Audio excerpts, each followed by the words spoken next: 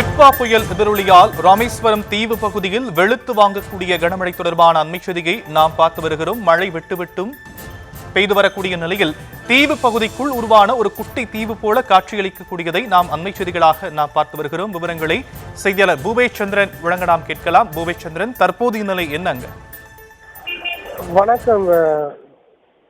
இப்போ தொடர்ச்சியாகவே ராமேஸ்வரம் மற்றும் அதனை சுற்றி இருக்கக்கூடிய பகுதிகளில் கடந்த 3 நாட்களாக மழை பெய்தது.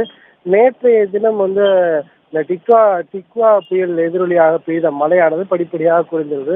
மீண்டும் விட்டு அவ்வப்போது சிறிய அளவில் மழை பெய்து வரக்கூடிய நிலையில் ராமேஸ்வரம் தீவு பகுதி முழுவதுமே பல்வேறு இடங்களில் அந்த மழைநீர் தேங்கி மக்கள் கடும் சிரமத்திற்காளாகி அங்கு முடக்க நிலையே தொடர்ந்து இருந்தது. அந்த அடிப்படையில் ராமேஸ்வரம் பள்ளிவாசல் தெரு பகுதியில் வீடுகள் முழுவதுமாக மழைநீர் சூழ்ந்து தொடர்ந்து 3 நாட்களுக்கு மேலாக வீடுகளை விட்டு வெளியேற முடியாமல் மக்கள் அவதிப்படுகின்றனர். இந்த பகுதியில் இருக்கக்கூடிய நகராட்சி அதிகாரிகள் தங்களுடைய பகுதியிலிருந்து மழைநீரை அப்புறப்படுத்துவதை துரிதமாக செயல்படவில்லை என தொடர்ந்து அந்த பகுதி மக்கள் குற்றச்சாட்டை முன்வைக்கின்றனர்.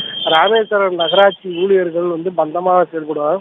உடனடியாக தங்களது பகுதியை பார்வையிட்டு அந்த மழைநீரை அப்புறப்படுத்தி தங்களை இயல்பு நிலைக்கு கொண்டு வருவதற்கு உரிய நடவடிக்கையை மேற்கொள்ள வேண்டும் என அவர்கள் கோரிக்கை விடுத்துள்ளது.